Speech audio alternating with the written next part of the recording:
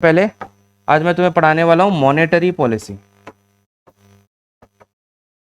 Monetary, sir ये monetary policy क्या है? मोने मीन्स मनी, मोने मीन्स और पॉलिसी मतलब योजना। Understood the point? मैंने मनी रिलेटेड योजनाओं को हम क्या कहते हैं? Monetary policy. पैसा से जो भी चीज रिलेटेड हो, पैसा से जो भी चीज रिलेटेड हो उसे हम मॉनेटरी कहते हैं। मॉनेटरी टर्म्स बोल लो, मॉनेटरी पॉलिसी बोल लो। अंडरस्टूड? ठीक है। तो पैसा से लेन देन कौन करता है हमारे देश में? पैसा का लेन देन कौन करता है? बैंक्स करती है। बैंक्स का बाप कौन? आरबीआई, है ना? आरबीआई सारे बैंकों का पापा है ना? सारे बैंक्स के जितने भी नॉर्म्स वगैरह है वो कौन बनाता है? आरबीआई बनाता है। आरबीआई क्या है? हमारे देश की सेंट्रल बैंक है। क्या है? Central bank of India. अब तुम बोलोगे sir central bank of India में तो मेरा खाता है। अरे नहीं भाई, वो सेंट्रल बैंक अलग है, ये है आरबीआई। अंडरस्टूड? आरबीआई का दूसरा नाम सेंट्रल बैंक ऑफ इंडिया है। RBI was established in 1935। Understood the point? सबसे पहला आरबीआई कहाँ खुला था? Answer will be Kolkata, fort William. Understood the point? अभी आरबीआई का हेडक्वार्टर कहाँ पर है? यस, मुंबई में है। Understood the point? Is it clear everyone? तो आरबीआई के बारे में थोड़ा सा बताया, ज्यादा जानने की जरूरत नहीं है। आरबीआई सिर्फ ये जानो कि सारे बैंक्स को कंट्रोल करता है। कोई भी बैंक आरबीआई के बिना पूछे कोई भी एक्शंस नहीं ले सकती। सर अगर ले तो? बीच में आता हूं सर। आरबीआई सारे बैंक्स को कंट्रोल करती है। अगर बैंकें आरबीआई की बात ना माने तो? अगर तुम अपने पापा की बात ना मानो घर पे,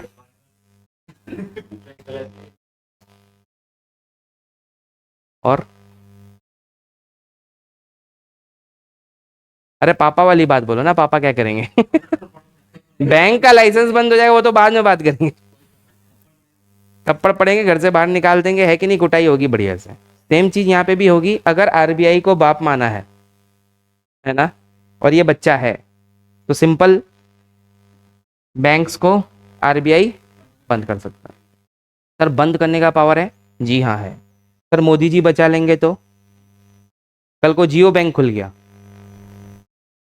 मोटा भाई का, अंबानी जी का, है कि नहीं? उसी का स्विमिंग पूल में तैरते हैं मोदी जी। मैं डायरेक्ट अंबानी जी को वोट भी नहीं दे सकता, बीच में कौन है कि नहीं? फिर भी अगर मोदी चाहे तो किसी भी बैंक को नहीं बचा सकता।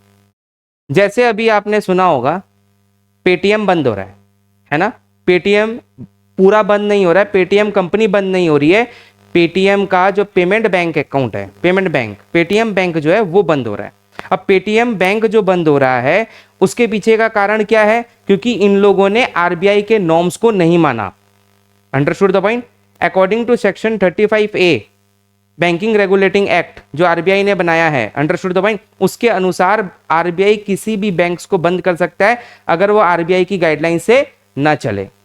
Is it clear everyone? तो आरबीआई के पास ये अथॉरिटी है कि वो किसी भी बैंक के ऊपर एक्शन ले सकता है अगर वो उसकी गाइडलाइंस को ना माने। यानी कि सारी बैंकों के ऊपर कौन होता है? आरबीआई होता है। Understood the point? अब सर पेटीएम बंद क्यों हुआ? पेटीएम को क्या डायरेक्टली बंद कर दिया गया? नहीं, पेटीएम के जो बैंक, पेटीएम बैंक है उसको सिर्फ बंद किया जाएगा। तुम वॉलेट से पेमेंट ले सकते हो, उसके वॉलेट का इस्तेमाल कर सकते हो, लेकिन पेमेंट बैंक का इस्तेमाल 29 तारीख से नहीं कर सकते। Understood the point? क्यों नहीं कर सकते? क्योंकि उन्होंने आरबीआई के गाइडलाइंस को फॉलो नहीं किया। आरबीआई ने बार बार नोटिस भेजा उन्हें कि भाई आप हमारी गाइडलाइंस के अनुसार चले, लेकिन उसने नहीं माना, जिस वजह से आरबीआई ने एक्शन ले लिया। अब पेमेंट बैंक जो है उसका वो बंद हो चुका है, जिसकी वजह से पेटीएम के शेयर्स गिर गए। Understood the point? तो आरबीआई जो है he is the controlling authority of all the banks in India. अब मॉनेटरी पॉलिसी पढ़ने के पहले तुम्हें एक बात जाननी जरूरी है। क्या जाननी जरूरी है? मॉनेटरी पॉलिसी अगर तुम्हें पढ़ना है तो तुम्हें सबसे पहले जानना होगा सर्कुलर फ्लो ऑफ इनकम। क्या जानना होगा? जो बच्चा ये सर्कुलर फ्लो ऑफ इनकम जान गया वो बच्चा मॉनेटरी पॉलिसी समझ गया, वो इकोनॉमिक्स समझ गया। देश में क्या हो रहा है, पैसा कहां से आ रहा है, पैसा कहां जा रहा है, सारी चीजों का जवाब तुम खुद दे दोगे। सर कैसे? देखो सर्कुलर फ्लो ऑफ इनकम का मतलब क्या होता है? हम लोग क्या है, तुम हम जैसे लोग हैं, हम लोग हाउस होल्ड है, क्या है, सपोज जेठालाल हाउस होल्ड, ठीक है, हम इनकम करते हैं माइनस एक्सपेंडिचर करते हैं, जो हमारे पास पैसा बच जाता है उसे हम क्या बोलते हैं, सेविंग, राइट। अब सेविंग अपने पूरा घर में नहीं रखते, तुम्हारे पापा कमा के लाए 50,000 रुपये, तुमने 20,000 खर्चा कर दिया, तुम्हारे पास बचा 30,000 रुपया, क्या ये 30,000 रुपया तुम पूरा घर पे रखोगे, नहीं सर, हम ये क्या करेंगे, ये जमा कर देंगे बैंक में। सपोज एसबीआई बैंक में गए और तुमने 30,000 रुपये जमा कर दिया, राइट। अब जब तुम सेविंग अकाउंट में अपना 30,000 रुपया जमा करते हो तो इसके बदले तुम्हें बैंक क्या देता है, इंटरेस्ट। तुम्हारी कमाई क्या हो गई, बढ़ गई। घर पे पैसे रखने से तुम्हारी कमाई बढ़ती क्या, खर्चे ही होते। तो इससे अच्छा हम क्या करते हैं, सेविंग बैंक अकाउंट में जाके पैसे को जमा कर देते हैं। उससे क्या देता है हमें बैंक, ब्याज। अंडरस्टूड। अब बैंक ब्याज कैसे देगा, सर बैंक क्या खेती करता है, बैंक का काम क्या है, सर पैसा लोन देना, पैसा लेना और आगे लोन्स में उसको फॉरवर्ड कर देना, सिंपल। अब एसबीआई ने विजय माल्या को और नीरव मोदी, नरेंद्र मोदी नहीं, नीरव मोदी को लोन दे दिया, तुम्हारा 30,000 रुपया, कितना रुपया, तुम्हारा 30,000 रुपया लोन दे दिया, है ना। फिर इन लोगों ने बिजनेस किया, ठीक है। अब ये क्या देंगे बैंक को, इंटरेस्ट देंगे, है ना, ज्यादा इंटरेस्ट देंगे। बैंक जब बिजनेसमैन को लोन देता है तो देता है 14% पे, सपोज, है ना। एसबीआई तुम्हें जो इंटरेस्ट लौटाता है तुम्हारे सेविंग अकाउंट के ऊपर वो देता है 4%, 5%, ठीक है, 4% मान लो, ठीक है। अब लड़ो मत कि सर मेरे को ज्यादा मिलता है, 4% तुम्हें देता है, एग्जाम्पल, ठीक है। तो बचा कितना, ये किसके पास बच गया, यही तो बैंक का कमाई है। और बैंक चलता कैसे, कल को तुम बैंक की नौकरी करने जाओगे तो तुम्हें सैलरी कहां से देगा, अब समझ में आया। बैंक का जो इंफ्रास्ट्रक्चर चल रहा है, रेंट, इलेक्ट्रिसिटी, एसी, वो कहां से चल रहा है, प्योन का खर्चा कहां से चल रहा है, सिक्योरिटी का खर्चा कहां से चल रहा है, इस 10% से चल रहा है। अब समझ आया बैंक कैसे कमाता है। सर सिंपल, बैंक आप ही से पैसा लेता है, आपके पैसे को आगे फॉरवर्ड। अब दो कॉन्सेप्ट मैंने तुम्हें सिखाया था जब मैं बजट पढ़ा रहा था, एक था एसेट और एक था लायबिलिटी। ये दो कॉन्सेप्ट बताया था मैंने। एसेट वह चीज है जो तुम्हें कमा के, और लायबिलिटी वह चीज है जिसमें तुम्हारा खर्चा। अब मुझे सिंपल जवाब देना, तुम यहां पे देख के, हाउस होल्ड में तुम्हारे पापा ने 30,000 रुपया बचाया था, वो 30,000 रुपया बैंक को दे दिया। तुम्हारे पापा के लिए ये 30,000 एसेट है कि लायबिलिटी है, सर कमा के देगा ना इंटरेस्ट। बैंक के लिए क्या है, सर एसबीआई ने जो 30,000 रुपया विजय माल्या को और नीरव मोदी को दिया था, ये क्या है बैंक के लिए, सर कमा के देगा ना, 14% एसेट है। बिजनेसमैन के लिए ये क्या है, business is always in liability, business means risk. Understood the point, business means, job means security. Understood the point, job is secured, business is never secured. Job में आज 1 तारीख से तुमने बैंक को ज्वाइन किया, डे 1 से तुम्हारी सैलरी स्टार्ट हो गई। Understood the point. बिजनेस तुमने आज स्टैब्लिश किया, 5 साल बाद तुम्हें रिटर्न देगा।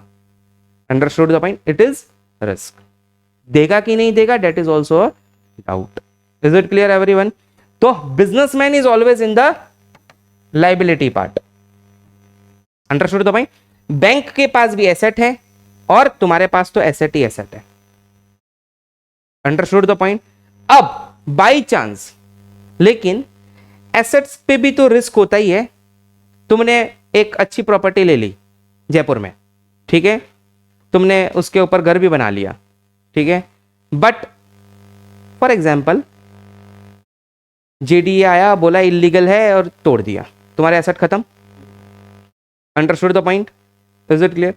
उसी तरीके से एसबीआई ने 30,000 रुपए विजय माल्या और नीरव मोदी को दिया था, और ये दोनों घपला करके ये बैंक का पैसा लेकर लंदन, असल में तो भाग ही गए।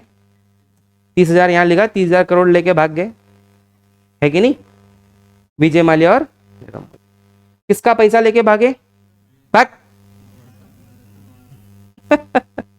बैंक के पास पैसा आया कहां था यार, बैंक कहां कमाने जाता है? बैंक के पास कहां से पैसा आया? बैंक को पैसा तुमने दिया था। बात को समझना, बैंक को पैसा तुमने दिया था, बैंक ने विजय माल्या को दिया था, विजय माल्या तुम्हारा पैसा लेके रफू चक्कर हो गया, है कि नहीं? अब एक बात बताओ, बैंक के लिए क्या था जो विजय माल्या को पैसा दिया था? एसेट। इसका मतलब ये एसेट वापस रिटर्न नहीं आया विद इंटरेस्ट, तो इसको हम क्या बोलेंगे? Non performing asset, NPA. तुम बार बार अखबार में, न्यूज में सुनते होगे एनपीए बढ़ रहा है, बैंकों के पास एनपीए बढ़ रहा है। सर ये एनपीए क्या है? Non performing asset. Is it clear everyone? हाँ, नॉन परफॉर्मिंग एसेट किसे कहते हैं? वह एसेट जो तुम्हें कमा के नहीं दिया, डूब गया। तो ये क्या हमारी इकोनॉमी के लिए अच्छी बात है? एनपीए बढ़ना अच्छी बात है क्या? तो गलत है। सर कैसे गलत है? Very good. देखो, ये 30,000 रुपया विजय माल्या लेके भाग गया, यानी कि पहला बात तो जो 14% आने वाला था वो लॉस बैंक के पास, और ये 30,000 रुपया भी पूरा का पूरा लॉस। बात को समझना, गुड़ बातें बताऊंगा आज तुम्हें। तो ये दोनों सर लॉस हो गया। अब ये बैंक रिकवर कहां से करेगा? तुम बोलोगे सर पापा, हम लॉस करते हैं तो पापा के पास जाके रोते हैं। आरबीआई, कल को तुमने 30 लाख का लॉस कर, 3 करोड़ का लॉस कर दिया, तुम्हारे पापा चुका पाएंगे क्या? नहीं, इतना बड़ा लॉस नहीं चुका सकते। 3 लाख का होता फिर भी पापा चुका देते हैं, 30 लाख का होता फिर भी पापा गिरते पड़ते कुछ सालों में। 3 करोड़ का लॉस हो गया तो पापा बोल देंगे मेरा बेटा नहीं है। एफिडेविट करवा लो। मजिस्ट्रेट फर्स्ट कॉपी होगा, तुम्हें जायदाद से बेदखल कर दिया जाएगा, है कि नहीं? सिंपल बात। पहला बात, तुमने लोन क्यों दिया? अब बैंक को ही रिकवर करना पड़ेगा, यानी कि तुम्हें ही तुम्हारे लॉस को रिकवर, अगर पापा ने हाथ खड़ा कर दिया, है ना? तो बैंक कैसे रिकवर करेगा? बैंक के पास सिर्फ एक ही सोर्स है, वो है हाउस। सर कैसे रिकवर करेंगे? मैंने विजय माल्या का पैसा हम चुकाएं? हाँ चुका रहे हो। सर कैसे? तुम होम लोन लेने जाती है, हाउस होल्ड लोग क्या करता है? होम लोन लेता है। हाउस होल्ड वाला लोग क्या लेता है? बेचारा गरीब आदमी जीवन भर की पूंजी इकट्ठा करके एक छोटी सी चाहता है कि मैं गाड़ी ले लूं, कार लोन। कुछ लोग तड़प रहे हैं शादी के लिए। आजकल आ चुका है शादी लोन। कुछ लोग तड़प रहे हैं बच्चे के लिए, बच्चा लोन। होता है, तुम क्या बात कर रहे हो? शादी लोन है, बच्चा लोन है, डोंट वरी। हाँ, बच्चों लोन भी है, पढ़ाई करने का लोन, एजुकेशन लोन। ये कौन लेता है? ये कौन लेता है? ये बिजनेसमैन विजय माल्या लेता है क्या? विजय माल्या के पास तो इजी मनी है।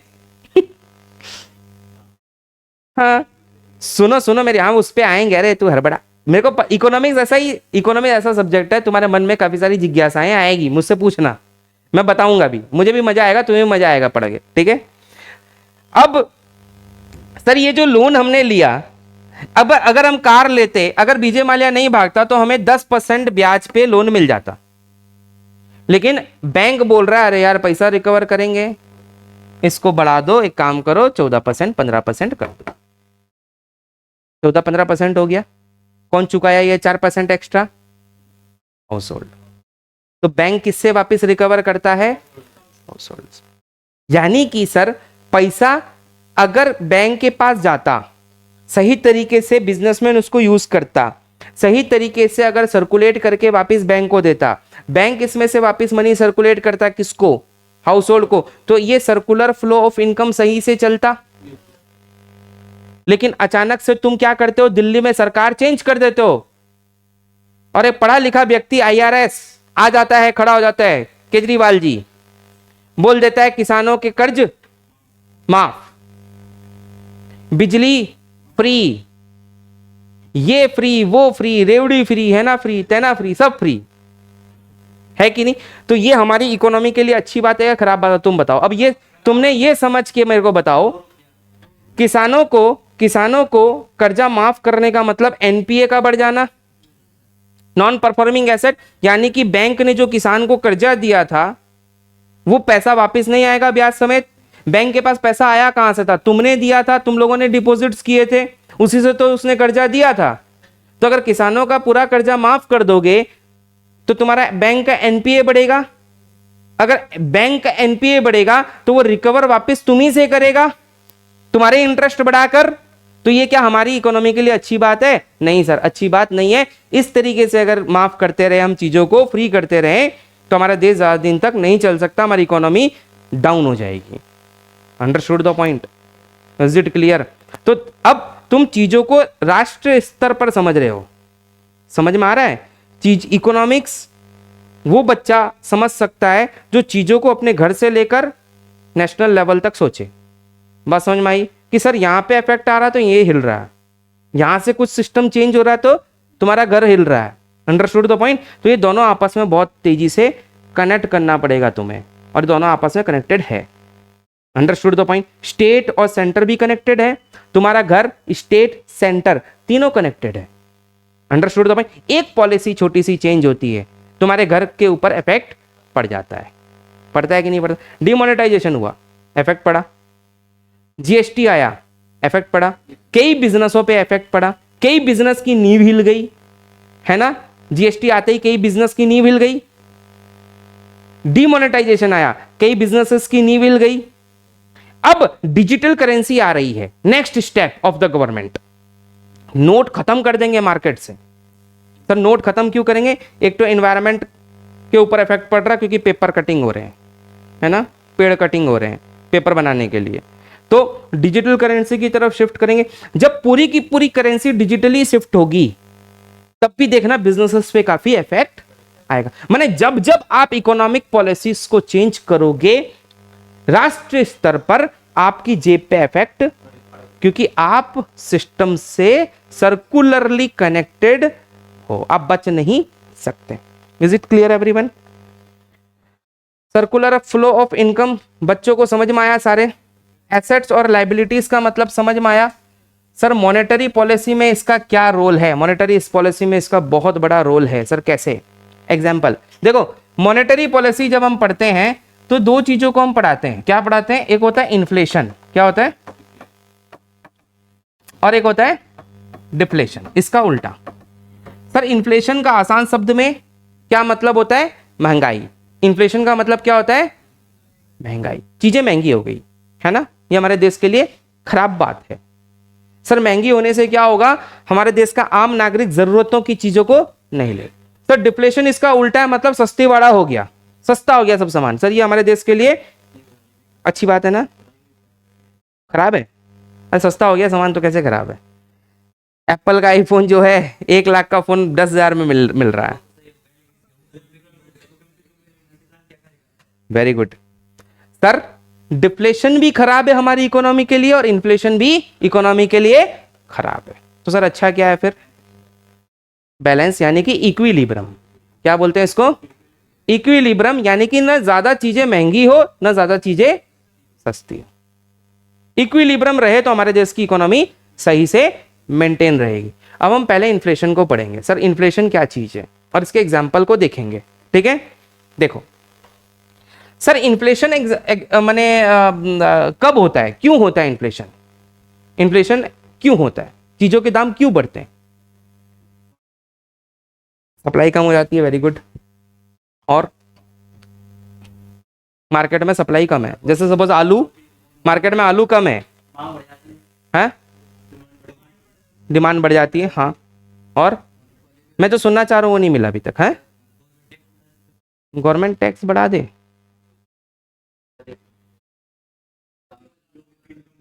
टैक्स ऐसे थोड़ी बढ़ा सकती है गवर्नमेंट, ऐसे नहीं बढ़ता टैक्स, उसका एक अलग टॉपिक है। टैक्स क्यों बढ़ाता है उसके पीछे का कारण है, हैं? मोदी जी को हम गाली देते हैं टैक्स बढ़ा दिया, अरे टैक्स मोदी जी नहीं बढ़ा रहा है, फाइनेंस मिनिस्टर बढ़ा रहा है, और वो क्यों बढ़ा रहा है उसके पीछे कई सारे कारण होते हैं, ठीक है, वो छोड़ो। और हाँ,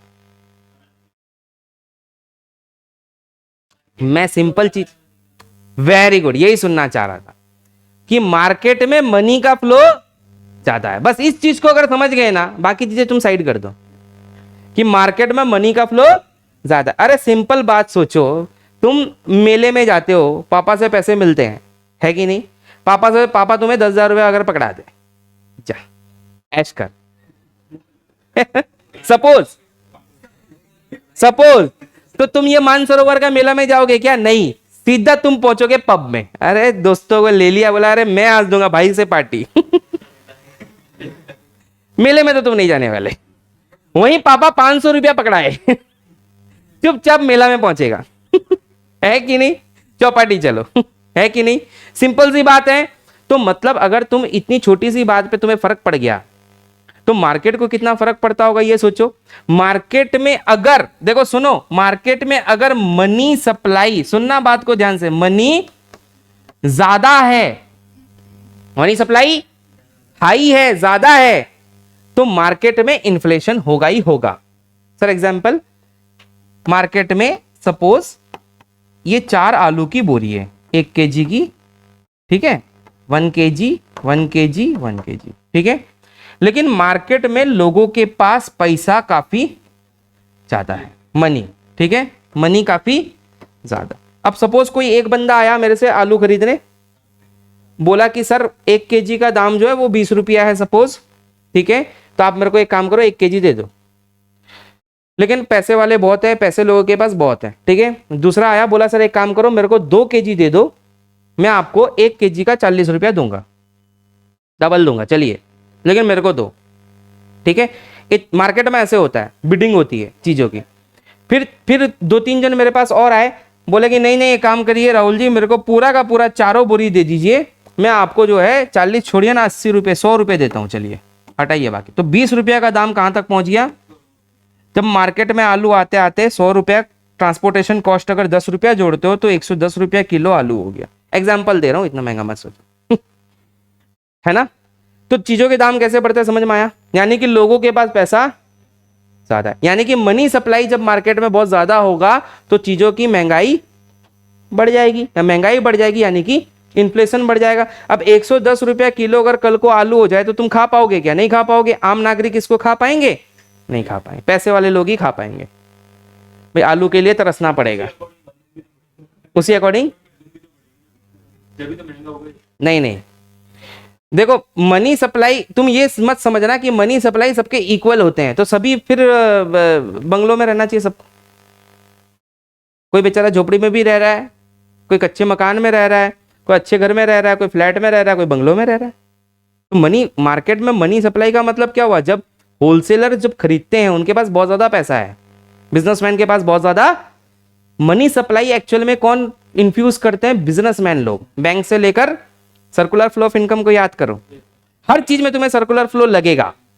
हाउस होल्ड, हमारे जैसे लोग, छोटा पैसा कमाने वाले लोग बैंक में कुछ सेविंग करके जमा कर देते हैं, है ना। फिर बैंक पैसा किसको देता है? मोटा पैसा किसको देता है? बिजनेसमैन को। तो बिजनेसमैन मार्केट में क्या करता है? मनी इन्फ्यूज करता है। Understood the point? Is it clear everyone?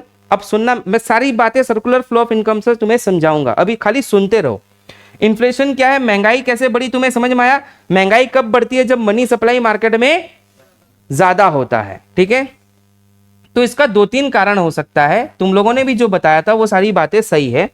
Sir inflation कब होगा? Point number 1, money supply high, right, point number 1। Number 2, demand high. Number 3, तीसरा पॉइंट हो सकता है सर सप्लाई लो, है ना। अब एमसीक्यू क्वेश्चन यहां से निकलेगा। क्या निकलेगा?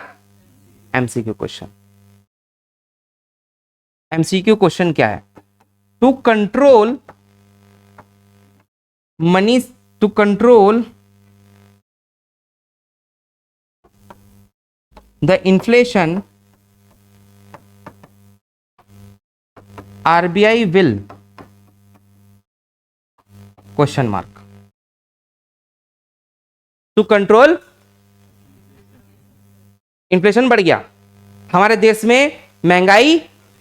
अब महंगाई को कंट्रोल करने के लिए आरबीआई क्या एक्शन लेगा? तुम्हारे हिसाब से अभी तक ये था या हमारे घर की मम्मी लोगों के हिसाब से या अंकल लोगों के हिसाब से कि मोदी आ गया, मोदी ने महंगाई बढ़ा दी, मोदी महंगाई बढ़ा दी, मार्केट बढ़ाया, बिजनेसमैन बने, मार्केट खुद महंगाई बढ़ाता है यार, मोदी थोड़ी आके बोला नहीं महंगा कर दो चलो, ऐसा नहीं होता है।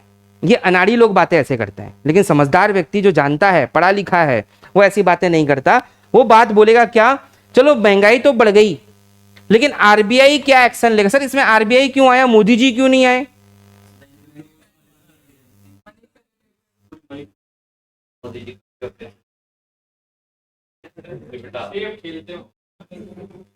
तो मेरे को ये बताओ, आरबीआई क्या एक्शन लेगा to control the inflation? Inflation, ये एमसीक्यू क्वेश्चन तुम्हारे परीक्षा में हजारों लाखों बार आया हुआ है। सप्लाई बढ़ा देगा, गुड्स की सप्लाई बढ़ा देगा। अरे देखो देखो देखो, वो थड़ी पे बैठे अंकलों की तरह बात मत करो, पहले पहले चीजों को समझो। मैंने नाम क्या लिया यहां पर, पहला बात बताओ, आरबीआई का काम क्या है? मनी देना, मनी लेना, मनी कंट्रोल करना, मॉनेटरी पॉलिसी को कंट्रोल करना और बैंकों को कंट्रोल करना, यही दूगो काम है इसके पास। इसके अलावा इसके पास और कोई काम नहीं है। Understood the point? अब मेरे को बताओ, ये बच्चा बोला कि आरबीआई सर सप्लाई बढ़ा देगा, सप्लाई लो है ना, 3 ही पॉइंट है ना इन्फ्लेशन के, सर सप्लाई को बढ़ा दो। सप्लाई कैसे बढ़ा देगा आरबीआई? आरबीआई आलू उगा देगा? हथौड़ा वो क्या बोलते हैं, फावड़ा फावड़ा लेके निकल गया खेत में, खेत जोत रहा है, आलू उगा के सप्लाई बढ़ा दिया, बस ऐसा काम करेगा क्या आरबीआई? सर सप्लाई में आरबीआई का कोई रोल, सर डिमांड बहुत ज्यादा है आलू का, इसलिए आलू के दाम, डिमांड कम करवा देगा क्या आरबीआई? है डिमांड कम करा देगा क्या? कि नहीं नहीं, आरबीआई ने बोल दिया आलू मत खाना, तुमने भी कसम खा ली आलू नहीं खाएंगे। किंग जोंग यूंग है क्या नॉर्थ कोरिया का, कि बोल दिया नहीं खाना तो नहीं खाना। उस पे बाद में आएंगे, वो साइंस एंड टेक्नोलॉजी का पार्ट है, वो साइंस एंड टेक्नोलॉजी वाला करंट अफेयर में पढ़ेंगे, आलू से सोना कैसे बनेगा, अभी नहीं। मेरे को ये बताओ, डिमांड पे कोई कंट्रोल है क्या? सप्लाई पे कोई कंट्रोल है क्या? सर तो कंट्रोल किस पे है? मनी सप्लाई पे। सर कंट्रोल है, यहां आरबीआई कुछ कमाल कर सकता है। हाउसहोल्ड्स ने बैंक्स को पैसा दिया, सपोज 10,000 करोड़, ठीक है, सारे हाउसहोल्ड से मिलके, ठीक है। बैंक्स ने फर्दर बिजनेसमैन को पैसा दे दिया लोन पे, आ रहे बिजनेसमैन को दे दिया पैसा, कितना? 10,000 करोड़ रुपया दे दिया। अच्छा, अब एक बात मेरे को सिंपल सा समझाना, तुम्हारे पापा 50,000 रुपया इनकम करके लाए थे, 30,000 रुपया तुम्हारे घर का खर्चा था, 20,000 रुपया तुम्हारा क्या हुआ? क्या तुम्हारे पापा ये 20,000 रुपया पूरा बैंक में डाल देते हैं? नहीं। अगर इमरजेंसी कुछ हो गया घर में तो कहां से पैसा लाओगे? एटीएम दौड़ोगे? नहीं। तो एक काम करते हैं पापा बोलते हैं 10,000 रुपया एक काम करो, रिजर्व में रख दो। किस में रख दो? और 10,000 रुपया क्या कर दो? बैंक में जमा कर दो। यही करते हैं ना पापा। इसी तरीके से बैंक क्या करता है, पूरा का पूरा 10,000 करोड़ रुपया बिजनेसमैन को कभी, बैंक क्या करता है, बिजनेस बैंक क्या करता है, इसमें से कुछ रिजर्व्स रख लेता है। क्या रखता है? अब ये रिजर्व जो कितना रखना है, कितना रिजर्व रखना है बैंक को, ये कंट्रोल करता है आरबीआई। कौन कंट्रोल करता है? आरबीआई बोलता है कितना परसेंट तुमको इसमें से रिजर्व। आरबीआई सपोज बोल दिया कि काम करो 20% रिजर्व रखो, 10 करोड़ रुपया है सपोज, 10 करोड़ का 20% कितना हुआ? 2 करोड़ रुपया तुमको क्या करना पड़ेगा? रिजर्व में रखना पड़ेगा। बचा कितना? 8 करोड़ या 80 करोड़, ठीक है, 80 करोड़, ठीक है। अब ये 80 करोड़ रुपया किसको देगा? बिजनेसमैन को देगा। लेकिन मार्केट में इन्फ्लेशन चल रहा है, यानी कि मनी सप्लाई 80 करोड़ रुपया जो है ये ज्यादा है। वेरी गुड, देखो तुमने खुद ही बोल दिया। कॉन्सेप्ट इसी को बोलते हैं कि बच्चा खुद बोल दे कि सर ये आगे का स्टेप ये होगा। इसी को कॉन्सेप्ट बोलते हैं। अंडरस्टूड? कॉन्सेप्ट अगर क्लियर हो किसी बच्चे का, चाहे वो मैथ हो, रीजनिंग हो, जीके हो, इंग्लिश हो, कुछ भी, कॉन्सेप्ट अगर क्लियर है, बेस क्लियर है, आगे का स्टेप टीचर को बोलने की जरूरत नहीं है, तुम खुद बोल दोगे सर रिजर्व बढ़ा देंगे। रिजर्व कैसे बढ़ाएंगे? बैंक ने बोला, आरबीआई ने बोला एक काम कर बेटा, मार्केट पे आरबीआई का कंट्रोल किस चीज पे? सिर्फ मनी सप्लाई क्या है, तो मनी सप्लाई को क्या करना पड़ेगा? कम करना पड़ेगा, लो करना पड़ेगा, है ना? तो मनी सप्लाई को अगर रिड्यूस करना है मार्केट में, देखो सारी चीजें सर्कुलर फ्लो ऑफ इनकम से रिलेटेड है। कुछ नहीं सर, एक काम करो, आरबीआई ने बैंक को बोला, पापा ने बेटे को बोला एक काम कर बेटा 20% नहीं, तू एक काम कर 100 में से 60% हटा दे और सिर्फ दे दे आधा, कितना? 40%। अब मार्केट में पैसा कितना था, अब कितना हो गया? सीधा बिजनेसमैन की कैपेसिटी, बिजनेसमैन के लिए ज्यादा खर्च करने की पावर कम हो गई। तुरंत मार्केट में चीजों के दाम और कॉमन पीपल तक चीजों के दाम गिर के नॉमिनल रेट में पहुंच रहे हैं। यानी कि चीजों को समझना, कनेक्शन कहां है? सीधा आरबीआई के पास। इसी रिजर्व्स को चेंज करने को कहते हैं मॉनेटरी पॉलिसी। आरबीआई जब जब बाहर आता है, जब जब महंगाई या तो बढ़ जाती है या सस्ती वाला हो जाता है, यानी कि या तो इन्फ्लेशन के समय आएगा या डिफ्लेशन को कंट्रोल करने के लिए आएगा। कई सारे फ्लेशन होते हैं, inflation, deflation, stagflation, etcetera etcetera, पढ़ाऊंगा मैं। आज मैं तुम्हें सिर्फ कॉन्सेप्ट दे रहा हूं, बेसिक। तो कहानी समझ में आई सारे बच्चों को? तो आरबीआई जैसे चाहे वैसे मनी सप्लाई को कंट्रोल, आरबीआई का कोई रोल डिमांड एंड सप्लाई पे। Understood the point? उसी तरीके से इसका जब उल्टा होता है मार्केट में, यानी कि सस्ती वाड़ा, सस्ती वाड़ा में क्या होता है? इसको क्या बोलते हैं हम? डिफ्लेशन। यानी कि यहां पे मनी सप्लाई क्या है? ज्यादा था, यहां पे क्या होगा? मनी सप्लाई कम है। डिमांड यहां पे क्या है? यहां पे डिमांड क्या होगा? यहां पे सप्लाई कम था, यहां सप्लाई, मतलब उल्टा ही होगा सब चीज। तो इस केस में आरबीआई क्या करेगा? डिमांड और सप्लाई पे कोई भी कंट्रोल नहीं है, सिर्फ मनी सप्लाई जो कम है, मनी सप्लाई को बढ़ा देगा। रिजर्व 60 था, इसको 20। वापस से मार्केट में पैसा इन्फ्यूज हो गया, वापस से चीजों के दाम थोड़े से बढ़ गए, रीजनेबल रेट तक लाके खड़ा कर देगा। Understood the point everyone? Is it clear? Inflation और डिफ्लेशन में RBI will control the money supply. लेकिन सिर्फ रिजर्व ही कम करना और रिजर्व को ही बढ़ाना एकमात्र ऑप्शन, तो सर और भी ऑप्शंस है? To be continued. आज ही सारा बता दूं? कुछ सस्पेंस तो रहना चाहिए ना, तब तो तुम कल आओगे, छुट्टी मार लोगे। बाहुबली को किसने मारा? बाहुबली को ही मारा था ना, कटप्पा को मारा? कटप्पा ने ही तो मारा था बाहुबली। बट तुम लोग कंफ्यूज कर दिए। तो कॉन्सेप्ट समझ में आया बेसिक? आज मेरा कॉन्सेप्ट खत्म करने का ये चीज था कि तुमको सर्कुलर फ्लो ऑफ इनकम मैं बता दूं, इन्फ्लेशन डिफ्लेशन का इफेक्ट्स बता दूं, ताकि जब हम मॉनेटरी पॉलिसी चैप्टर प्रॉपर पढ़े तो उसको हम समझ पाए। Understood the point? Clear? Very satisfied में टिक करो।